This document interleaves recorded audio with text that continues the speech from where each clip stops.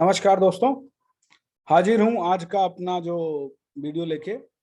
Ukraine विवाद जो है वो कंटिन्यू है, अभी भी बंद नहीं हुआ है।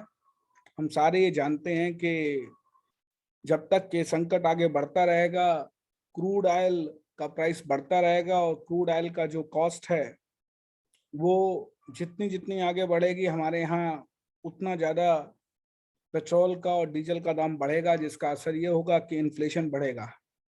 अभी की सूरत में मैं देखता हूं कि क्रूड ऑयल $125 पर बैरल तक जा सकता है और $125 पर बैरल अगर एक दो दिन सस्टेन करता है तो इसके $132 तक टच करने की संभावना है। और अगर ये 132 का रेसिस्टेंस तोड़ देता है तो ये आप इसको $145 तक जाने की संभावना है। अब ऐसी परिस्थितियों में दो पॉइंट आते हैं। सबसे पहला पॉइंट तो ये है कि जो हमारी रिजर्व बैंक है उसके सामने एक ही चारा रह जाता है कि वो इंटरेस्ट रेट बढ़ाए जिससे कि इन्फ्लेशन कम हो, क्योंकि कन्वेंस की और ट्रांसपोर्टेशन कॉस्ट बढ़ेगी। दूसरी तरफ कुछ ऐसी कंपनियां जिन्हें पाम ऑयल एंड दूसरे इनपुट मटेरियल यूक्रेन से और रशिया से मिलते थे वो भी अब नहीं रहेंगे, तो उनकी कॉस्ट बढ़ जाएगी। जैसे हिंदुस्तान यूनिलीवर है, वो सोप वगैरह बनाती है तो उसकी कॉस्ट बढ़ेगी। दूसरी तरफ ये कुछ कंपनियों को मौका भी देगी कि वो अपना आगे बढ़ सकें और आगे उनका प्रॉफिट बढ़े, क्योंकि वो इसका अपॉर्चुनिटी का फायदा उठा सकती हैं। तो सबसे पहले मैं आज शेयर करता हूं अपनी आज की वीडियो के लिए एक्सेल शीट, क्योंकि पीपीटी मैंने नहीं बनाई है।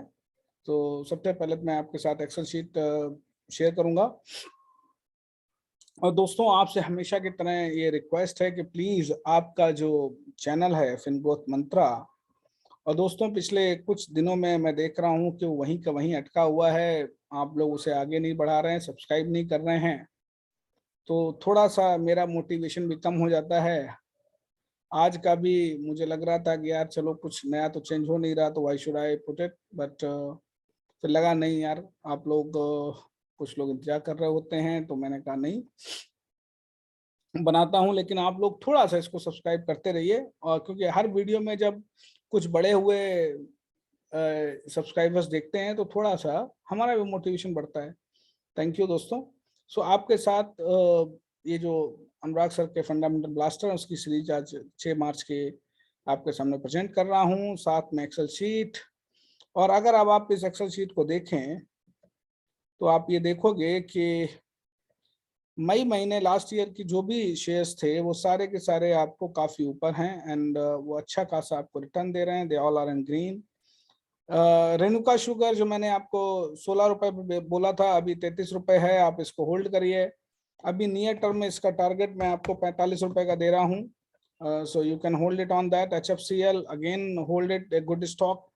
Data matrix, Andhra petro, Deepak spinners, CDSL and Bombay stock exchange. इसके साथ आप मैं आज रिकमेंड भी करने वाला हूं कि आप बॉम्बे स्टॉक एक्सचेंज का शेयर खरीदिए। That is going to be a good share for this.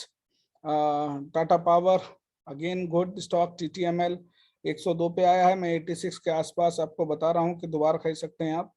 Then India energy exchange, झील, आप प्रॉफिट बुक कर लीजिए, क्योंकि अब ये नीचे जाने की इसकी संभावनाएं काफी ब्राइट लग रही है मुझे।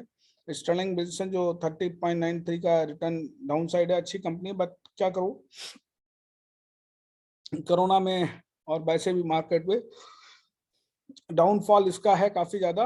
और दिसंबर महीने में लेमन ट्री अभी ऊपर आ गया है। Shakti pumps, Sobha limited, Privi speciality chemicals, Raymond limited, hold on this share. JP associate, JP power.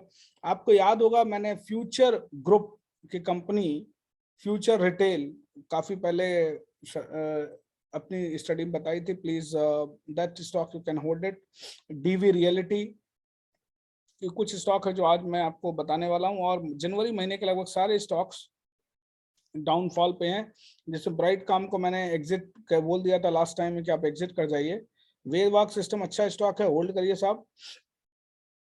Salar से टेक्नो होल्ड करिए। नजारा टेक्नोलॉजीज होल्ड करिए। रिलायंस इंडस्ट्रीज होल्ड करिए। Welspun you can average now. Adani Green Energy hold करिए। अदानी टोटल गैस होल्ड करिए। IDFC and Tin Plate, Tanla also. Then फरवरी महीने के भी सारे स्टॉक लगभग नीचे हैं, क्योंकि आपको पता ही है कि ये हाई के बाद से सारे नीचे हैं। और दैट्स केम है, रोसारी बायोटेक है, गुड स्टॉक्स हैं। गुजरात नर्मदा वैली फर्टिलाइजर्स है, you can hold it. Orient etc. These are the good stocks, you can hold it on. After this, I will only say that you can buy the stocks like at the current rate or on any dip. सबसे पहले तो मैंने आपको कहा कि Renuka sugar खरीदिए, ठीक है। This is a stock which is going to give you good return.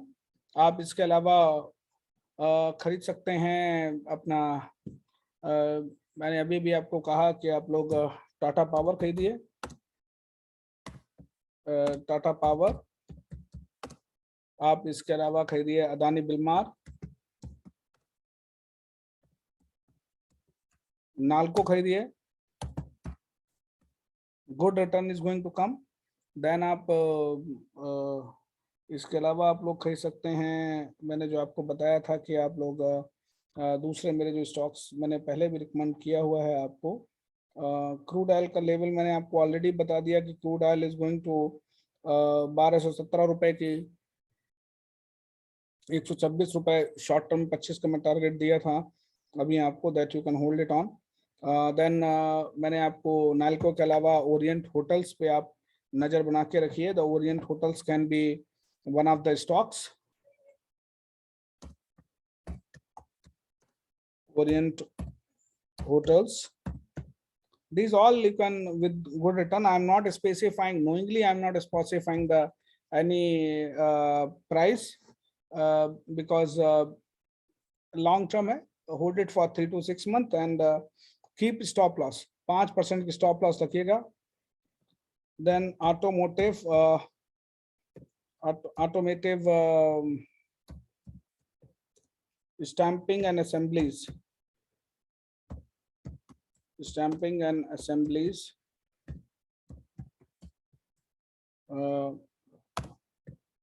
then Aston Engineering,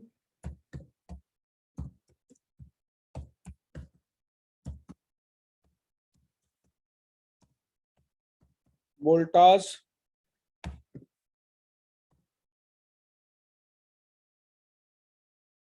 these are the companies which I say is going to give you the good returns in near future.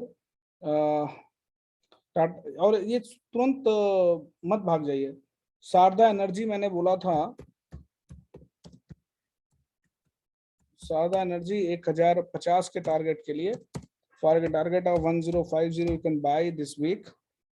Then you can have this stocks of the idea can go up, so you can buy the idea also, and then you can buy the Evermore Capitals, that can be good stock now. So these are the few stocks which you can buy and which is going to give you good return. लेकिन मोटी बात आपको भूलना नहीं है, सबसे मोटी बात यही है कि ये सारे के सारे स्टॉक्स आप थोड़ा डाउन पे खरीदिए और उनको आप होल्ड करिए, और उनको आप होल्ड करिए विद द व्यू 15 से 20% की ग्रोथ रेट। रेणुका का 45 का टारगेट है। Then Tata motors also you can buy and keep it.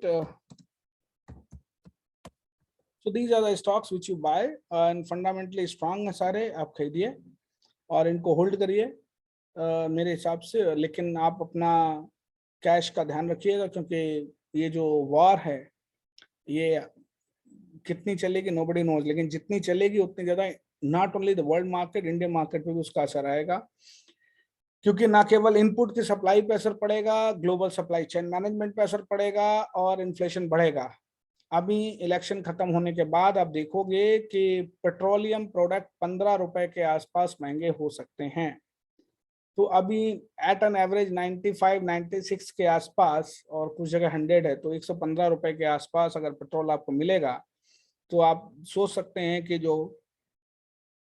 Transportation cost है वो ज्यादा हो जाएगी, and that will pressure on the market also. So please सबसे पहली चीज कि आप लोग अपना जो आई विल ओनली से कि आप लोगों का जो सपोर्ट है वो बना के रखिए, सब्सक्राइब करते रहिए। और सबसे बड़ी बात मैं आप लोगों को कहूँगा कि आप लोग अपनी सारे के सारे जो पोर्टफोलियो है इस पर नज़र रखिए। जैसे ही आपको लगे कि आपकी स्टॉप लॉस हिट हो रही है, कई के केस में मैंने आपको बताई हुई है आपकी स्टॉप लॉस है, लेकिन जहाँ पे मैंने नहीं बताई है या वो निकल गई है या आप शॉर्ट टर्म में कंफर्टेबल नहीं है, तो where you feel you are not comfortable, please exit immediately, क्योंकि मार्केट खराब है। एक मैंने आपको अभी CDSL के साथ बॉम्बे स्टॉक एक्सचेंज भी बोला था, that also you can bye. Thank you very much मेरे दोस्तों, अपना प्यार बनाए रखिए और ऐसे ही इसको आगे बढ़ाए रखिए। Thank you very much, thank you very much. फिनकोथ मंत्रा को आगे बढ़ाइए, सब्सक्राइब करिए। Thank you very much.